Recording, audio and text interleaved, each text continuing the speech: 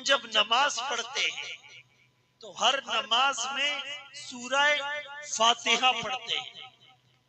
اگر امام کے پیچھے ہوتے ہیں پھر نہیں پڑھتے، اس لیے کہ حدیث میں آتا ہے من کان لہو امام فقراءۃ الامام لہو قراءۃ. تو ہم جب سورہ فاتحہ پڑھتے ہیں یا سنتے ہیں تو اس میں ایک دعا مانگتے ہیں اہدنا الصراط المستقیم، ہمیں سیدھا راستہ بتا. اب سیدھا راستہ کون سا ہے؟ قرآن خود بتاتا ہے صراط الذین انعمت علیہم، ان کا راستہ جن پر آپ نے انعام کیا، جن پر اللہ نے انعام کیا. وہ کون ہے؟ انعم اللہ علیہم، جن پر اللہ نے انعام کیا. من النبیین، وہ نبی ہے، مراد سارے انبیاء ہے. مصداق اول آمنہ کے لال، عبداللہ کے نور نظر، مکہ کے در یتیم، سرور کائنات، شافع محشر، وجہ کائنات، افضل الرسل، سید الانبیاء، سید الاتقیاء، امام المجاہدین، امام المبلغین، والا آلی کمالی جمالی نوالی عطائی ثنائی بیانی شانی قرآن محمد، منور مطہر معزز اعلیٰ عرفہ اور اکمل اور کامل نبی. مصداق اول ہیں ہمارے نبی محمد الرسول اللہ. اور والصدیقین، سارے صدیقین مراد ہیں، لیکن مصداق اول ہیں صدیق اکبر. والذی جاء بالصدق وصدق بی، جاء بالصدق سے مراد آمنہ کا لال ہے، صدق بھی سے مراد صدیق اکبر ہے. تو صدیقین سے سارے سچے مراد، لیکن پہلا مصداق صدیق اکبر ہے. والشہداء، سارے شہید مراد ہے، لیکن مصداق اول کون؟ حضرت عمر، حضرت عثمان، حضرت علی رضی اللہ عنہ. اور والصالحین، اس سے سارے نیک لوگ مراد ہیں، لیکن نیک لوگوں کے جو امام ہیں وہ صحابہ مراد ہیں. صحابہ نے قرآن کو اپنا امام بنایا، قرآن نے صحابہ کو زمانے کا امام بنایا. بات کیا تھی کہ کیسر و کسرا سے نہ دبے چند وہ لوگ کہ اونٹوں کے چرانے والے، جن کو کافور پہ ہوتا تھا نمک کا دھوکا، بن گئے دنیا کی تقدیر بدلنے والے. تو میرے محترم دوستوں، بھائیوں، بزرگوں، میں عرض کر رہا تھا کہ قرآن کی یہ جو آیات ہیں اس کے اور لوگ مصداق بعد میں ہیں، صحابہ مصداق پہلے ہیں، اور صحابہ میں بھی خلفائے راشدین مصداق پہلے ہیں.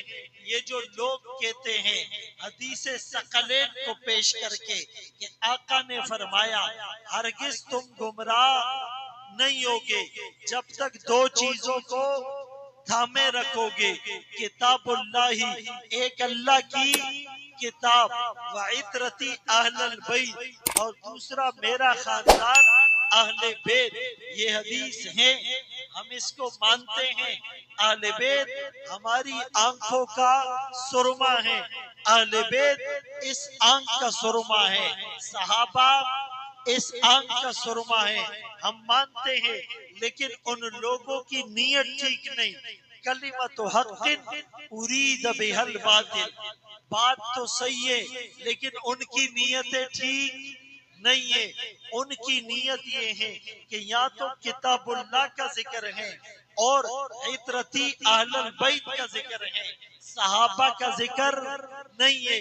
تو نعوذ باللہ، صحابہ معیار حق نہیں ہے۔ ہم جواب دیتے ہیں کہ بھائی آقا نے ایک موقع پر یہ فرمایا کتاب اللہ وعطرتی اہل البیت، دوسرے موقع پر آقا نے یہ فرمایا کتاب اللہ و سنتی، تم پر لازم ہے میری یعنی اللہ کی کتاب اور میری سنت، میری سنت، علیکم بسنتی و سنت الخلفاء الراشدین المہدیین، تم پر لازم ہے میری سنت بھی اور خلفائے راشدین مہدیین کی سنت بھی، جن کو قرآن نے بھی کہا ہدایت یافتہ، آقا نے بھی کہا ہدایت یافتہ، اب جو ان کو نہ مانے تو ان کا ہم کیا کر سکتے ہیں؟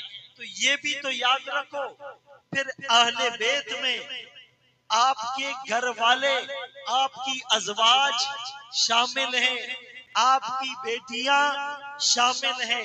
کسی نے کہا کہ بھائی سورۃ الاحزاب میں جہاں ازواج مطہرات کا ذکر ہے 22ویں پارے میں بھی ابتدا میں ہے وَمَن يَقْنُتْ مِنْكُنَّ لِلَّهِ وَرَسُولِهِ، ان تمام آیات میں مؤنث کے صیغے کس کے صیغے ہیں؟ لیکن آگے انما یرید اللہ لیذہب عنکم الرجس اہل البیت ویطہرکم تطہیرا، کسی نے اعتراض کیا سارے مؤنث کے صیغے تھے، جب اہل بیت کا ذکر آیا مذکر کا صیغہ لیذہب عنکم الرجس، کم کہا ہے، معلوم یہ ہوا کہ حضرت علی رضی اللہ عنہ، حضرت حسن اور حسین رضی اللہ عنہ کو شامل کرنے کے لیے یا مذکر کے صیغے آئے، لہذا یہاں پر ازواج مطہرات مراد نہیں۔ ہم انہیں جواب دیتے ہیں تم نے قرآن کو سمجھا ہی نہیں ہے، تمہیں عربی آتی ہی نہیں ہے، تمہیں تفسیر القرآن بالقرآن کا پتہ ہی نہیں ہے، تمہیں تفسیر القرآن بالحدیث کا پتہ ہی نہیں ہے، تمہیں تفسیر القرآن بالآثار کا پتہ ہی نہیں ہے۔ قرآن بہت سے مقامات پر مردوں کے ذکر میں عورتوں کے صیغے استعمال کر دیتا ہے، عورتوں کے ذکر میں مرد کے مذکر کے صیغے استعمال کر دیتا ہے۔